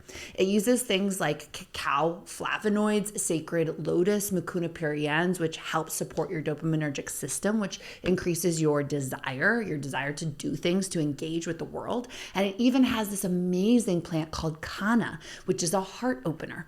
So when you feel good in your body, rushes of pleasure, when you feel a heart opening, you want to connect, you want to be more intimate. So as you take this over time, it's going to help you want more sex. It's going to help you be more playful in your life. It's going to help you do more awesome things. I personally love taking this formula before the gym. I love taking it before yoga, and I absolutely love taking it before making love. You can combine it with Sex Magic, our other incredible product. You can find out more over at shopmood.com. We've got a special discount code for you as a listener of this podcast. It is This Tantric Life 15. This Tantric Life 15. You pop it in at checkout in the discount code section. It'll give you 15% off your first order. So you can head over to shopmood.com, get yourself some play. And it comes in both supplements, so just capsules you can pop every day, and this beautiful velvet chocolatey flavor that I like to mix into almond milk and have in the afternoon as a kind of lovely, luscious pick-me-up. So that was the journey. And, you know, when people say, you know, you just keep doing the work and you keep doing the work and whatever, and it never works, like that summer changed me forever. And I had a few doubts because I was like, well, you know, we stayed together another like year and a half after that, but like shit got a lot better. Like I really did stop picking fights. I created a lot more safety. I was a lot more attuned to you, a lot more empathetic with you. Our sex got even better. Like we really were starting to thrive. And I was also like, you know, okay, well, maybe this is just temporary. Maybe it's just with Andrew, whatever. And I've seen in all of my relationship sense and all of my dating sense, like something is fundamentally different about me. I don't even recognize myself in terms of not wanting fights to happen or not wanting the man in front of me to be in pain if I can help it without taking responsibility for your pain. Because that's part of being with a man too, is like, I don't have to baby you. I don't have to save you from your own pain, but I can surely take responsibility for where I am unconsciously hurting you. Yeah, it's so interesting in a relationship. If one person's not taking responsibility for their pain, it's so easy for the other person not to as well.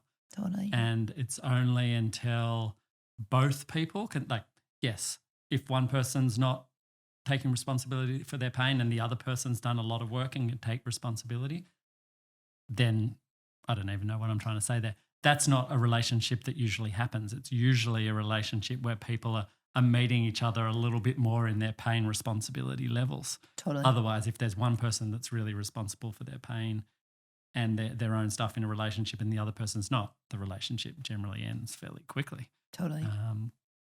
And I realized after that rupture that we'd had, that where you decided to really take responsibility for your stuff, we had another thing, like everything started going really beautifully for both of us and we were both working on a lot of stuff. And then there was another small rupture where I was going to leave again. And I remember our therapist telling us on the phone, and like I remember that I felt free. I was like, oh, okay, that's it. We're done. We've tried everything. This relationship isn't for me. And our therapist pointed out on the phone call that we were having with him that Andrew, it's all fine if you leave, but I just want to point out that I get the feeling that you're just running away again, because that's been my pattern in my life. I've always, like, for that misery inside of me, I've always run away. Next holiday, next meal, like never really been fully okay with what's happening in the moment and looking for the next thing to make me happy. Yeah. No matter how glorious the thing right in front of me was. And that's when we decided as well that there was still stuff that you wanted to work on. And I was like, whether I stay in this relationship or not, that's going to happen in the next relationship. That's going to continue happening in my life. So we actually stayed together for another, how long was that? About it. Well, that rupture was the one we were talking about. That was the summer of 2020 where we went through the whole process. So that actually was about the Hoffman one before, which was more like 2 years before. Yeah, totally. That was in 2018. So that was part of that summer, that 2020 summer beforehand. But I remember that was a really powerful moment. Like you wanted to leave, and the therapist was like, look, like there's a pattern in you of telling yourself that happiness is always just around the corner. On the other side. It's on the other side. It's in a better woman. It's in a new holiday. It's in a better job. It's in a better something or other. He's like, you've been doing that your whole life. Has it worked for you yet? No. And and that's where I'd say that's where you were going before. That's the summer that that I sat in my shit for 6 months, like meditating in my room, like feeling all of my misery, feeling all of the and that was so powerful because that's a powerful realization for any gender. And I feel like, that can be such a masculine quality of like next adventure, next woman, especially right now, next, job, next money, next car, whatever, like something, next wave, whatever it is, like the next thing will somehow fulfill me. And I loved that cut that illusion for you. Like that was your egoic illusion cut that summer where you were just like, what the fuck? I've been doing that my whole life. I've never found the perpetual promised land. Well, what happened if I just sat with the thing in front of me and didn't try and run? And my experience was that you found that fucking epic ball of pain. It's like, what have I been running from the entire time? I've been trying to convince myself and I had to feel it outside, but it's actually in. Totally. It was really, really powerful. So I would love then, we've kind of covered all the ways in which, I was in no way party to the support of your thriving masculinity in our relationship. But I'd love to talk about some of the ways that I really did support you, that you really did come into your king, that you really did find yourself and feel in your power a lot more in who you were in the world. Would you like to share some of the things that you feel like I supported you in or that I did well? Yeah, I'd love to. I mean, there's so many. Like I said before, I'm unrecognizably me from eight years ago. The amount of growth I had. Um, I remember no matter the arguments we had and the screaming and the fights, if I ever came to you with something really deep and emotional and vulnerable, you were there for me. Like that's where I had the deepest trust in you. If there was something that a process that I was going through, something deeply emotional, something that I didn't understand, you would be there to help me see it. Yeah. And I felt throughout our relationship, even though there was this dynamic of like this competition between our spirituality, I always wanted to meet you there. And, it was my ego and my pain that was getting in the way. And so much of the time you did lovingly invite me into those spaces. And there were times that you didn't.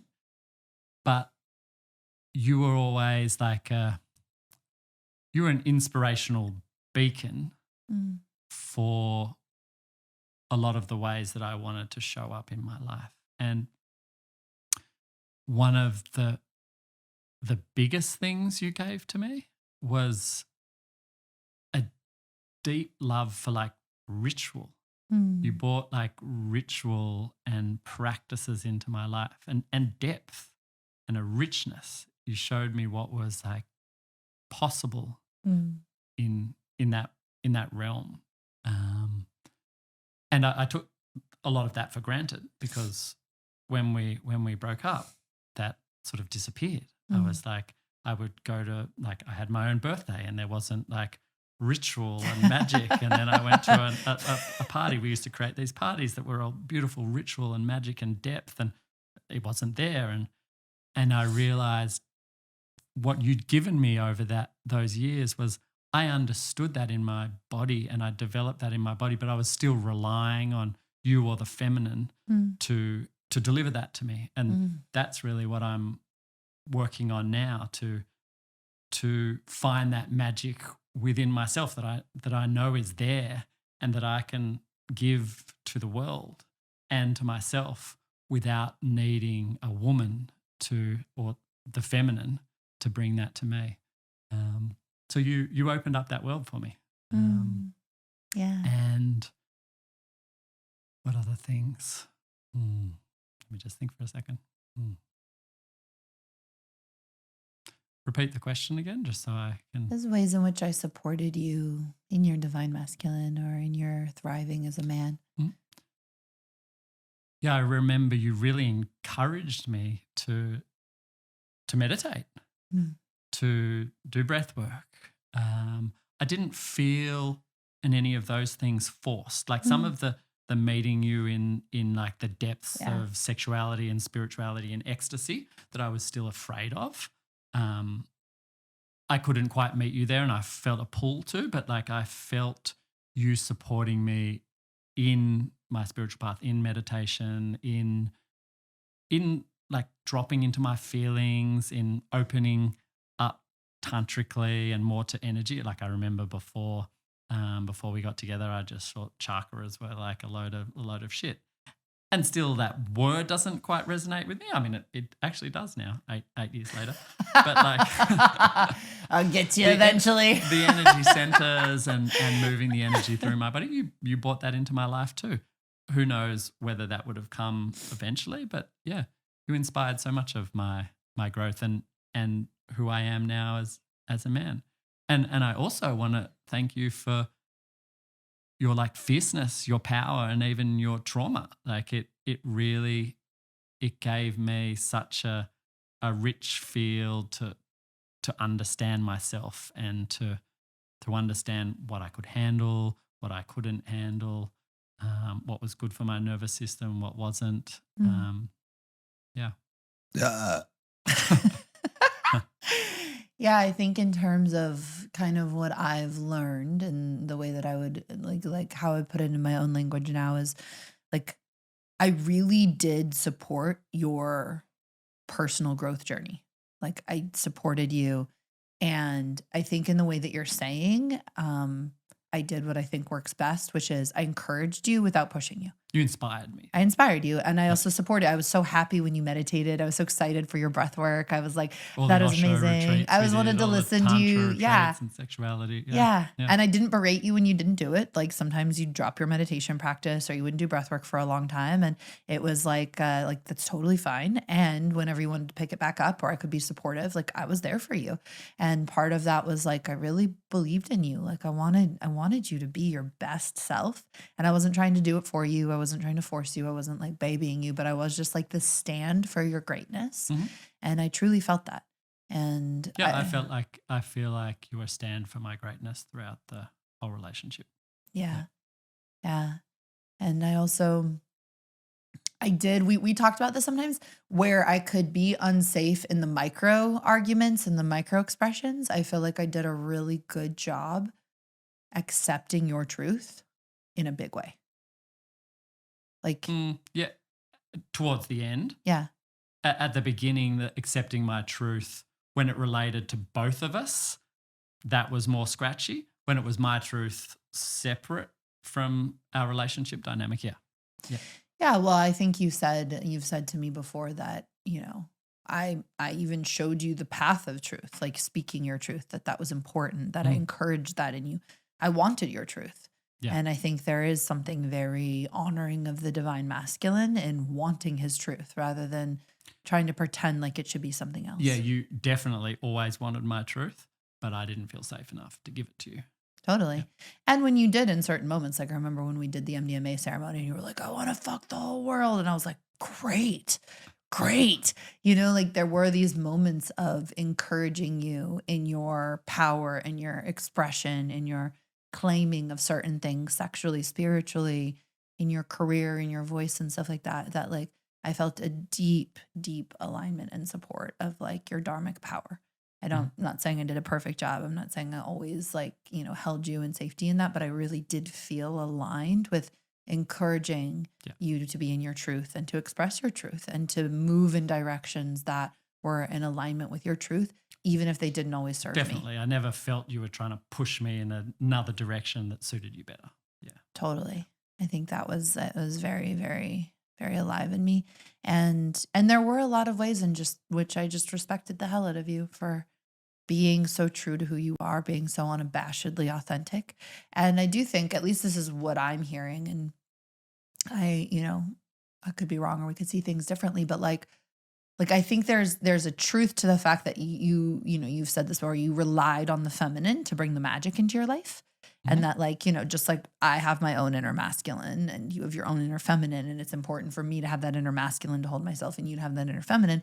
I do think there's something really beautiful about the woman in your life bringing you ritual and magic and joy and, all of those pieces that you don't always, that there is a beauty to what a woman can bring that your own inner feminine might not bring to the same degree. Yeah, I completely agree with that. What I was more saying on that is I don't want to rely on that to be happy. So Totally. I know that once I can live in my own magic, that I can have even more of that with the woman that I'm with. That I won't choose a woman that does. I won't be with a woman most likely that doesn't have that type of magic. Totally. Yeah. Totally. And that's what I love so much about our relationship. Yeah. The magic that you brought to my life. Yeah. And ritual and beauty and aliveness. Yeah. That was depth a lot. And truth. And a lot more adjectives. It's really good to have a tantric witch around, And I give you so much credit, because even though you had your own journey of being afraid of that, independent of me creating lack of safety, like there was also fear in you. I mean, for I think definitely most men in the world, but a lot of women, to like open up to your truth and your magic and ecstasy is a lot. Yeah. Yeah. And you faced a lot of those fears, you know, you were able to be with me and to be with me on that journey and to really show up. And like, I mean, my God, like when you met me, I was broke in the jungle, like so I'm teaching and an excellent teacher, Excellent broke teacher. excellent broke teacher. And you were looking for purpose and dharma, you know, and we really, we built something so incredible and so special together. And really like, you know, someone said recently, like, actually someone said it kind of bitterly to me. Cause like, you know, he has some exes coming after him. And I was like, you know, it really, really says something when someone's had successful relationships in their past versus kind of shitty ones. He was like, well, how do you define a successful relationship? Like you and Andrew broke up. And I was like, we broke up, but we would both say, if you took us to the side in private, no one else hearing and neither of us ever hearing it, we would say, like, I became the woman I was meant to be through my relationship with you. I mean, we don't even say we say it on a podcast. Well, yeah, but I'm saying like we would say that independent, right? Like yeah. we don't just say that to the world. We would say it because it's our truth, is what I'm trying to say. And Yeah. and to me, like that is one of the great signs of a successful relationship. Like for all of the ways in which, and again, I'm going to use the word, and people are going to be like, you can't fail. And even I, as a teacher, would be like, there's no way to get it wrong. But like whatever, like even though we got it wrong in some ways or we failed in some ways, like I would still say the great measure of how, like the bar of why I feel like we had an unquestionably successful relationship is like, A, we left each other better than we found each other by far. But B, we were on this trajectory of growing into our own truths, you know, and it was touch and go and it was hard sometimes, but I unquestionably blossomed into more of who I was meant to be, into more of my truth. And I know you did too. And I think it's also kind of beautiful that you could have as many, you know, negative, counterproductive patterns as we had and still be able to blossom as much as we did. I think that was a testament to our love and how much we really did want the best for each other at the end of the day, even if our ingrained patterns made it hard to live that out all the time. Yeah. I think our friendship was always very strong. Mm. Yeah. Yeah. Yeah. Like a deep, profound, I always deeply, even if I couldn't live that in every argument or every moment, I deeply wanted you to be the most amazing, truest version of yourself, including all of your wounds, including your pain and your greatness. Like I wanted that for you so much, always. I think I didn't know it a lot at the beginning, but that's what I always wanted as well for you. Yeah. Yeah. And as Adi Shanti says, your intention is everything, you know, even if you're not perfect and even if there's a lot of obstruction or things in the way, like having that intention, I see that as the thread that actually showed up in the fruits of our relationship, even though it was so challenging. And I give thanks to you, you know, every day and every time that I feel how I've become the woman that I've become and how I can relate to the masculine. Because one of the greatest gifts you ever gave me was showing up so hard. And because you showed up, I was able to see myself. I was able to work through those patterns. It's like a lifetime gift to receive. So I'm so grateful. Like, what a beautiful thing to do for each other.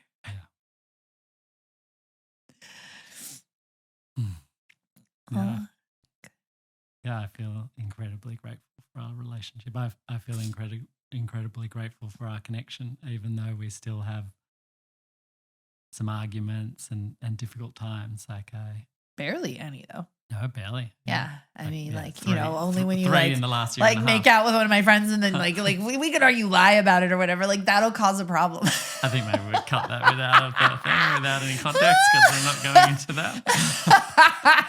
Next episode. Catch it in my future episode of Andrew Drama. Tantric TMZ. You've taken me, I've forgotten what deep and like gratitudinal thing that I was talking about. It's gone now. It's just gone. You said you were grateful for me. Well, the thing that you said was like even though we still fight sometimes, but I would say we almost never fight. Yeah. I feel so much gratitude for how I show up now in life and how I am in life. I don't like to look back so much, and I don't know where I'd be without you. Maybe I'd be in the same place, but the amount of gratitude I have for how much you showed me about myself and my own magic, and also my deep presence, and supported me to grow and awaken. Thank you. Mm. And I honestly, I look forward to so much more. It feels like our relationship is almost deeper in ways after our romantic relationship. Like it hasn't, it's got its like ebbs and flows, but it's we're going along in this beautiful growth pattern together, and that might change. I hope it doesn't. And I love where we're at. Thank you.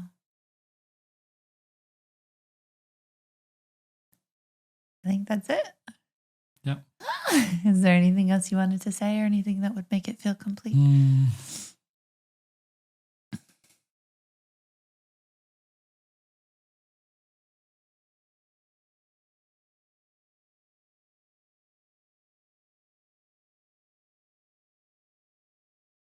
Yeah, I'm not sure whether I dropped in like deeply into the gratitude that I have for you, but I felt it. Yeah. I felt it really deep. Yeah.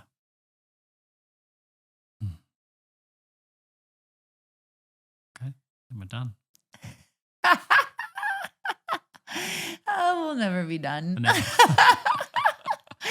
We're done for this afternoon. Beautiful. So the practice I'd love to offer you for this conversation with me and Andrew is, how do you make relationship a meditation?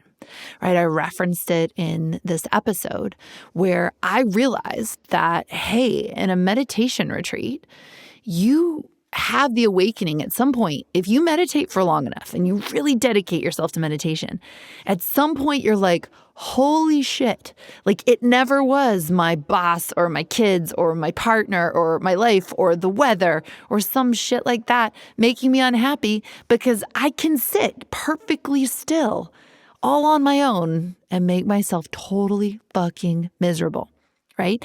And you learn it really is an inside game. Like it really is me bringing myself to the world. And the world doesn't have to make me feel a certain way. I get to bring to the world what I want to bring. And I can live a life of complaining and misery and unconsciousness, or I can live a life of gratitude and seeing the beauty of things and meeting the moment. And that doesn't mean spiritually bypassing and never feeling sad or angry or afraid. It's just when I feel sad, angry, and afraid, I know that that is me bringing sadness, anger, and fear to the moment. Someone else might bring bliss. Someone else might be laughing their way through that experience. Someone else might feel grief, whereas I'm feeling rage, right? What I'm feeling in the moment is me. It's my experience. It's my response. It's not the world making me feel a certain way. And so oftentimes we realize this on our own personal journey far before we realize it in relationship.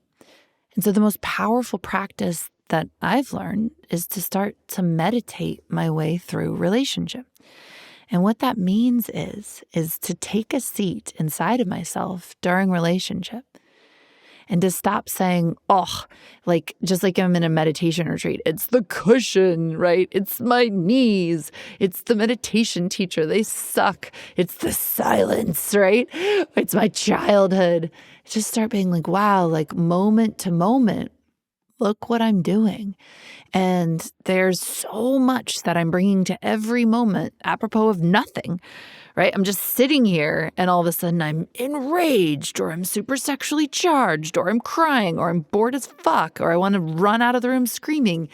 Like, I'm bringing so much to this moment of silence. It's the same realization in relationship. I'm bringing so much to this moment with this other person. What is mine, right? And in the relationship, can I be in myself where I see, what do I bring to the table? And what would I bring to the table no matter what you were doing? And so there's a real humbling moment for all of us, right? Like my humbling moment was like, I've been sad and dissatisfied to a certain degree in every single one of my goddamn partnerships. You know who's the common denominator in that? Me. And I used to have this story that my long-term partners just seriously lacked something and I'd made bad choices. And as I look back, I've dated amazing men. I did great in my 20s. I had a wonderful partnership with Andrew. So I had a real humbling moment of being like, oh shit, I bring sadness and dissatisfaction with me wherever I go. Now, that doesn't mean I'm going to stop being sad and dissatisfied. It just means I'm going to stop making that the fault of the man in front of me and start owning it. Just like when I'm sitting on my meditation cushion, I'm feeling rage and like I want to have sex with the monk in front of me. That's a true story. My Vipassana retreat. That's not the monk. That's not on the monk. And that's not on the meditation retreat. That's all me, right? So I can now look at relationship and be like, you know what? That sadness, sure, sometimes my partner does something and makes sense that I would be sad, but I can own the fact that I'm going to bring sadness into the moments of my own accord. I'm going to make shit sad when it doesn't need to be sad. I'm going to find ways to be dissatisfied. That is the pain body in my own nervous system. The first step is recognizing that. Eventually, can I resolve it by seeing it and not buying into the story of it? Yes. Just like in meditation, I might not stop being turned on by monks or angry, but I can eventually stop making such a big story out of it because I'm like, oh yeah, that's just my nervous system doing its thing again. But I'm the one seeing that. I'm the one who's witnessing that. I'm the one deeper than that. And this is where real relationship transformation starts to happen and where I see you go to the full next level of relationship because you're like, shit. There's my sadness again. There's my dissatisfaction. Instead of bitching at my partner and crying and starting a fight with them, I'm going to be with my pain body. I'm going to be with how sad I am. Now, I can't guarantee that that's going to make me not sad ever again. But what it does do is if there is an opportunity to meet the moment next time with more of the truth of the moment and less of my historical sadness, being with my sadness, loving it, taking time with it, being present to it, gives me far more bandwidth in the future to meet my partner with something fresh and true in the moment, which sometimes might be sadness. But when I own how much sadness I bring to the moment, I can see like it's a lot more than it might be otherwise. And there's a golden shadow that we project onto our partners as well. One of the ways I really disempowered myself with men, and one of the ways we can get addicted to our partners, obsessed with our partners, unhealthily codependent with our partners, to attach to our partners, is to project what's called a golden shadow, all the beautiful good things, right? And so I used to get obsessed with the man I was dating and never want him to leave and get super anxious because what we had was so magical and our lovemaking was so powerful and we just danced our way through life together as these partners in crime. Guess who was also the common denominator of that in every relationship? Me. And it took me a while to learn, oh shit, like I bring magic and intimacy and ecstatic lovemaking and partner in crimeness and beauty and adventure to any relationship I'm in. So I want a partner who will play with me in that, but I don't need to project that onto my partner. If my partner happened to leave because they died, because things ended between us, it doesn't mean all my magic and ecstatic lovemaking and adventureness goes away. That was always mine. And so owning both our challenging shadow, right, our heavy shadow is so important because it keeps us from bringing that baggage into the relationship in a way that downward spirals the whole thing. But owning our golden shadow is really important too, because then we don't give our partnership and our partner way too much power. We can love them. We can love what we have together. We can love our alchemy. But we don't have to say to ourselves, without you, all these magical, amazing, beautiful things would go away, because all the magical, beautiful things you experience in partnership come from you. You're bringing that too. Thank you so much for being here, for listening to This Tantric Life. Thank you for making it to the end of a podcast. That is an accomplishment. And if you want to learn more, if you want practical tools and guidance in Tantra and sacred sexuality, then head on over to laylamartin.com, sign up with your email address. You're probably like, email, what is this, 1996? Let me tell you, my emails are special. They're also so not safe for work that we send them on Sundays because they are chock full of some of the most licentious education that you are ever going to find. So I share in-depth tantric trainings, practical tools that you can incorporate into your life every single day. I also talk about really embarrassing and shocking moments from my own life as I guinea pig this entire tradition for myself in my own life.